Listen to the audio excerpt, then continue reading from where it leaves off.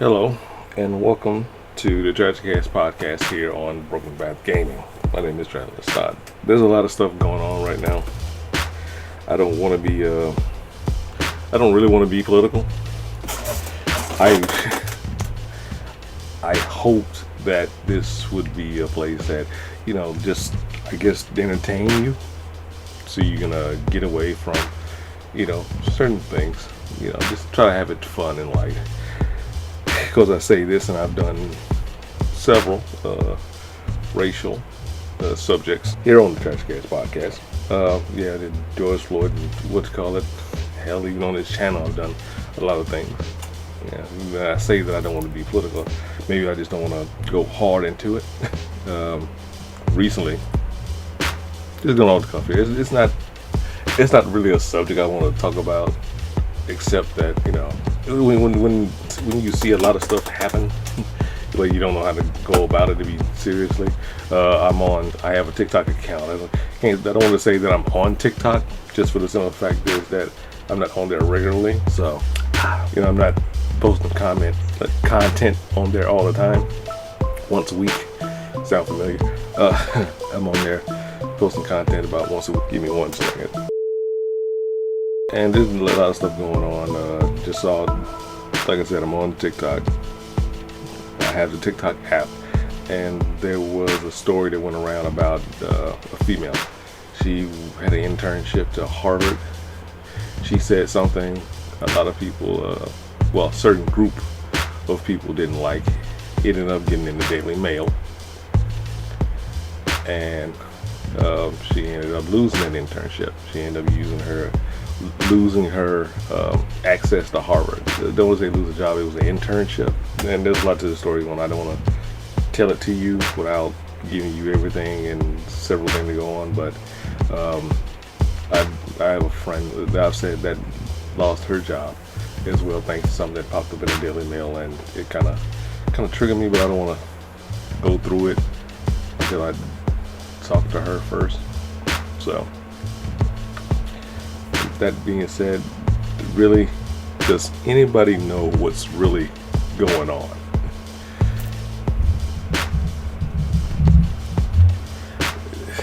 We don't. Because most of the time we have to use our intelligence to figure out what's going on. We're not knowledgeable in everything until we learn about it. And we're not knowledgeable about something until we study up on it, until we get in depth into all the things that go on in that particular subject. So the vast majority of things that go on, we don't know. You think that history we're supposed to know, even because we're taught it in school. But then the people who are more knowledgeable about history than us tell us that we know absolutely nothing about history, that history has been whitewashed and all these other things. And I think I'm crooked right now. I'm so sorry. Hold on. I swear I'm crooked. That's where I'm crooked. So if I'm lopsided, I so apologize. We don't know. I guess I'm saying that because, given the fact that I've been on TikTok, I'm an older gentleman. Certain stuff I knew, but I didn't know the specifics of. Because there's certain parts in history we don't know. Everything, like a lot of stuff is documented, but it's not like now. Because you see me, I'm here during this time of the day recording this video. So you know that I did it. You know that I exist in some kind of way. Certain things about me you don't know because I haven't said it. There's other things that you don't know because you don't know my social security number. You don't, a lot of you don't know my address.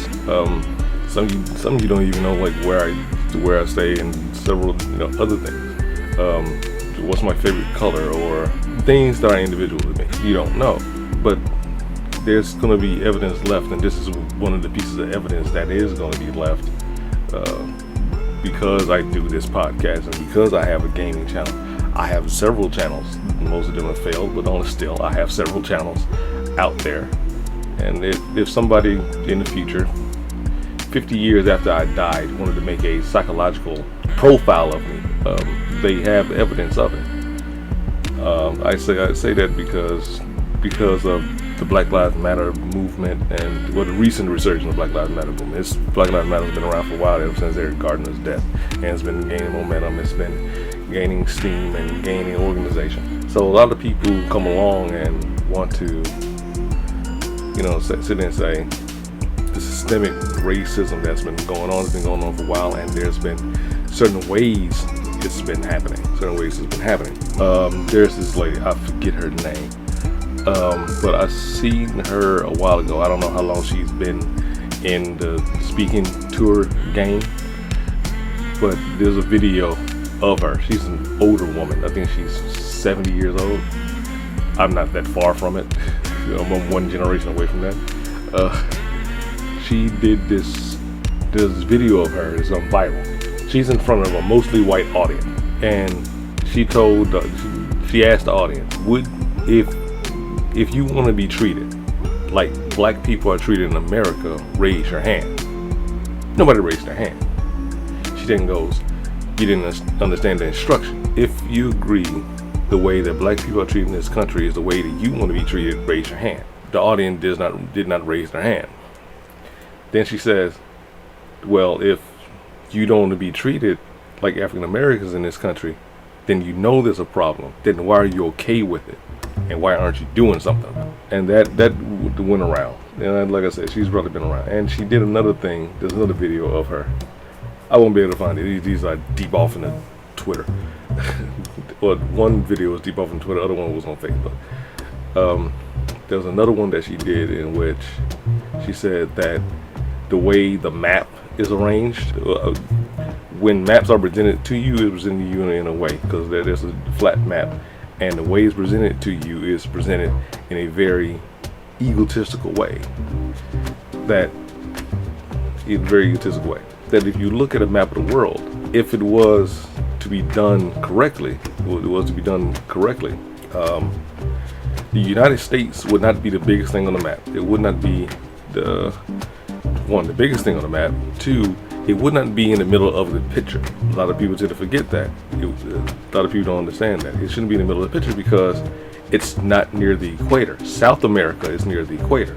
So if South America is near the equator, why is the United States in the middle of the map? Yes, Florida, which I say, is closer to the equator, but it's not close at all.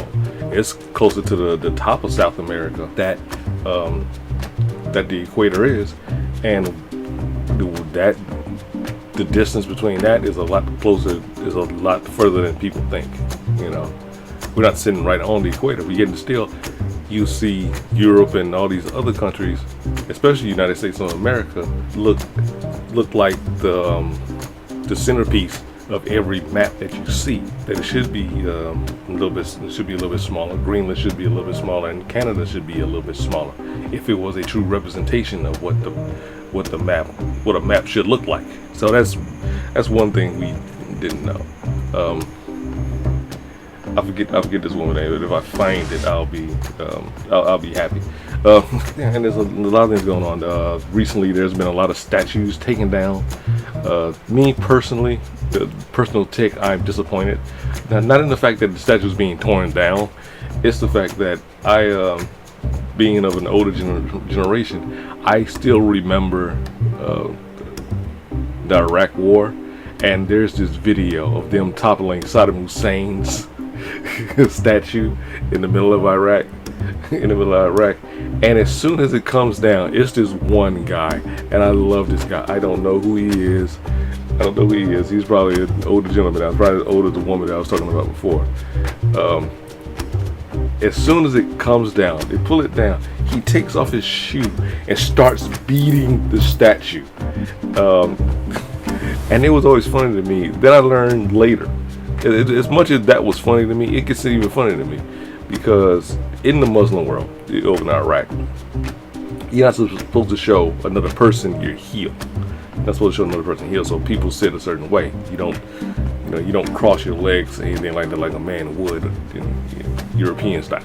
So you don't show a person heel because that's just disrespectful. That means you're underfoot of the other person. You know what I'm saying? You're saying that the person that sees your heel is underfoot. You know what I'm saying? Like it's dirt level, because that's what's underfoot. And when I learned that image of that dude's beating Saddam Hussein's statue with his shoe got even funnier to me. And that's the only thing that I wish I can go out there to where they're toppling these statues and be there when it falls and beat it with his shoe. There's not going to be too many statues left to me to go out. I mean, I have to go like further up into the south. Just hit the mic. I may have to go further up into the south to go find a statue to knock down. Leave it at that. But there's a lot of stuff in history that we're finding out wasn't real, wasn't true. But not true. It was certain stuff that wasn't true. Certain stuff in the gaps, no one explained. Nobody explained us. This is the point where I should be giving you a history lesson. I should be giving you a history lesson.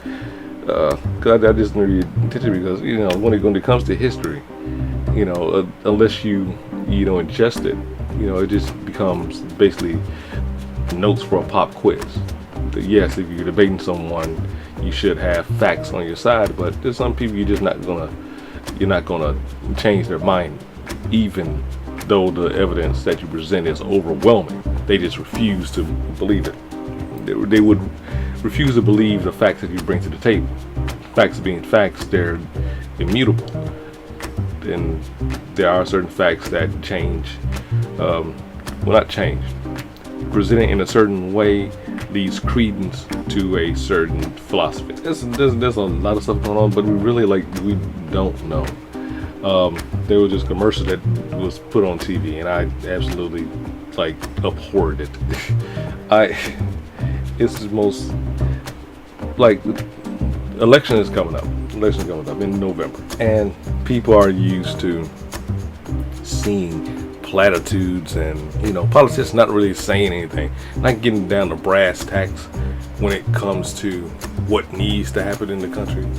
They'll sit there and say change and say that they'll do something, but they'll never really say what change they're for. It's just like we're just not for the other guy, and we're not for the things the other guy's for, although nobody's really saying anything. And it was just promo, and it just irked me the wrong way because it didn't take a side. It wanted to say that they is looking at all these movements are going on and people wanting change and the young people wanting change. Well, hell, old people want change too, but they didn't take the stand. And what I mean is by not taking a stand is that when you have certain philosophies going out there, like the Black Lives Matter movement, there are countervailing instances as well. Countervailing instances as well that push back against it. When you say Black Lives Matter, usually the phrase that you hear opposing Black Lives Matter is all lives matter, blue lives. So instead of being in a corporation to the person who put out the promo, to sit there and say oh yeah, we understand what's going on. No, you don't. Because if you actually listen to both sides, then you know that one is literally making sure that the other side gets no leeway at all. So if that was rather disappointing for me to see that this place isn't Ben and Jerry's, because Ben and Jerry's came out, Black Lives Matter, fuck the police, and people are eating up Chunky Monkey okay, maybe not Chunky Monkey, maybe not that's the phrase to use, but but yeah, Ben and Jerry's, they came out with a statement and they were heavy on Black Lives Matter side. Ben and Jerry, done by a bunch of hippies, they're not for the authority, man. They peace and love, and the peace and love never involve the authorities at all. So they got no love for what you call it. They may be 1%ers, but they know what it takes to to come up. Because when it comes to Black Lives Matter, that's what it is. And when it comes to information, I guess the thing that took me off about this promo was that it's on the assumption that both sides can talk. Like, no, one is there for the authority, one is there to tear down the authority. There's no middle ground. There's no middle ground. There's no middle ground there, and especially when one side is just trying to rearrange the power structure of the other side, and the other side is trying to get rid of one side. Like this thing called defund the police, and people literally don't understand, because when they hear the word defund the police, which is just a phrase to link around, it's been misconstrued that we're just going to get rid of the police. We're going to get rid of the police. I hear this, and I had somebody tell me a while ago that in ancient Egypt there weren't any cops. There weren't even jails. There were not any jails. I know there weren't any cops. In fact, cops didn't exist until the colonial days. Yes, you had, how can I put it? You had authorities that worked for the king back in the day, but cops in America come from a system after the colonial days to stop slaves from escaping. That's why there are cops in the United States of America, because that structure of authority and that structure of authority throughout the states were meant to curtail slaves, to make sure that they got back home. Not that they got free, but to get back home. Back home to their plantation, which they were property of. So there's a lot of stuff. There's a lot of stuff going on. I wish I can go into it right now, but I'm trying to keep these a lot smaller. I'm trying to keep these a lot smaller, and it's probably easier to edit. Hopefully, I know I go into a lot of detail of what I was talking about, but defund the police. I'm gonna finish this one thing about defund the police. That phrase, defund the police. All it is talking about the reallocation of resources given to the police that can go into the community that would help with, crime rates. Help with the crime rate and help with, crime and whatnot. Because if people have a job and people have resources that they can go to and things like that, they wouldn't commit crime. And also that the resources that the police departments use is used to accelerate violence in the communities that they're patrolling. Because many times the instances between the police and the public, they escalate things. So so the funding of the police is to help with that. Of course, the opposition is this, like, oh, they're just trying to get rid of the police. That's not what the opposition said. That's not what the people who said defund the police said. They're trying to reallocate funds. But the other side is like, oh, they're trying to get rid of the police. How can you talk to somebody like that that's totally misrepresented? You the one started, one side started defund the police, said what they wanted to say, and you took it somewhere else. How can you have any conversation if somebody's not even willing to acknowledge what the other side said at all? How can you do that? I mean, it's one thing, they say ignorance is bliss. They say ignorance is bliss, and what's the other thing? Being stupid is like being dead. It doesn't affect one person. The person being a certain way is not affected, but it hurts everyone else. That's kind of best way of describing it. But best way of describing it. But I wish people would just be honest about what they believe and what they're actually trying to do, because we really don't know what the hell's going on. I know I don't. This is going to be something totally different about me not knowing stuff, but all is still, like, we don't have all the information that we need to know about whatever's going on. We need to be more informed and have better resources of knowing what's going on. But I'm gonna leave it right here. I'm gonna leave it right here. here on the Trajikast podcast here on BrokenBadguy Gaming. My name is Straddler Stott. Thank you for coming out. And until next time, thank you.